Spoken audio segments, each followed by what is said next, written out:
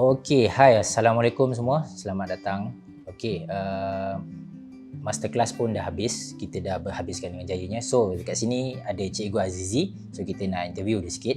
Okey, soalan dia berkenaan time frame mana bagi Cikgu Azizi yang paling senang untuk buat duit ataupun yang paling bagi kita peluang untuk buat duit dengan banyak.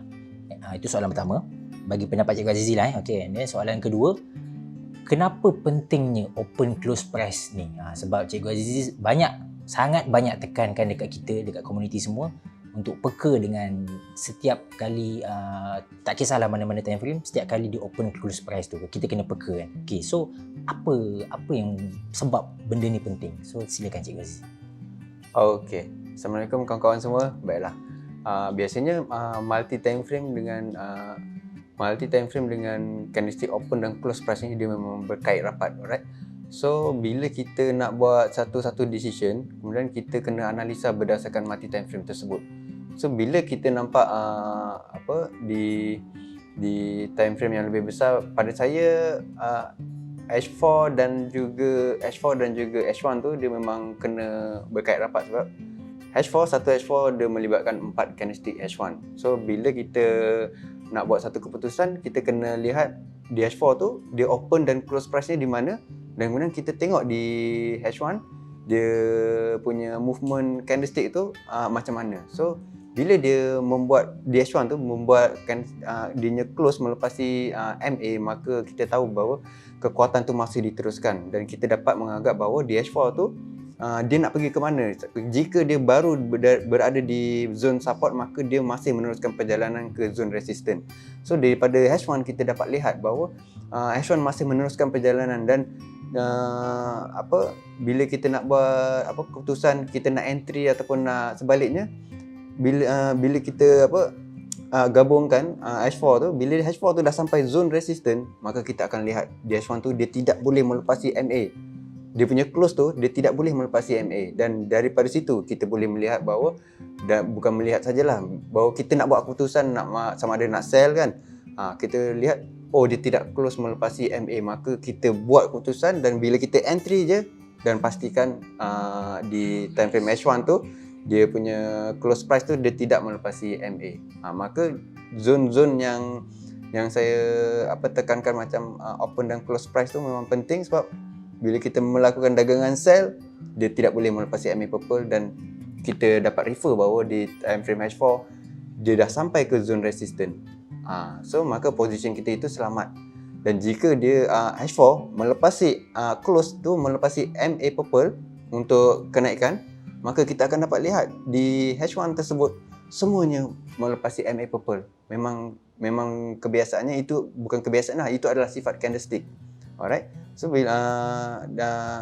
bila kita kata kita nak believe analisa kita tu, maka kita kena believe bahawa konsep candlestick itu yang konsep basic asas candlestick tu memang kita kena pegang betul-betul, dan kita kena mahir betul-betul.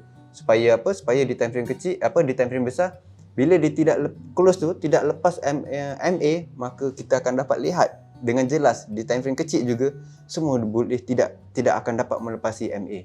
Dari situlah keputusan kita yang kita kata kita believe tu, maka yes, dia tidak boleh lepas, maka kita boleh ambil position tersebut.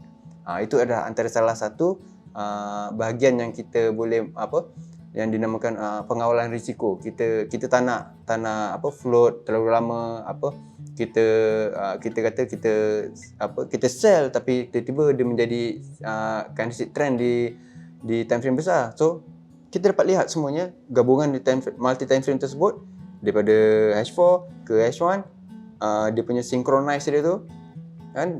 Bila H1 tu dia lagi banyak lah, maknanya candlestick tu lagi banyak menunjukkan dekat kita sama ada dia boleh tembus ataupun dia tak boleh tembus. Untuk kenal pasti reward, sudah tentulah kita kena kenal pasti kita punya risk. Okay, risk. So bila kita nak kenal pasti risk, semua juga bergantung kepada candlestick open dan close price. Alright, bila candlestick open dan close price tu kita dapat lihat dia tidak boleh melepasi MA, maka kita dah tahu okey, dia ni nak pergi ke misalnya kata kalau CT pula uptrend. So kita nak menjangkakan adakah dia boleh membuat downtrend.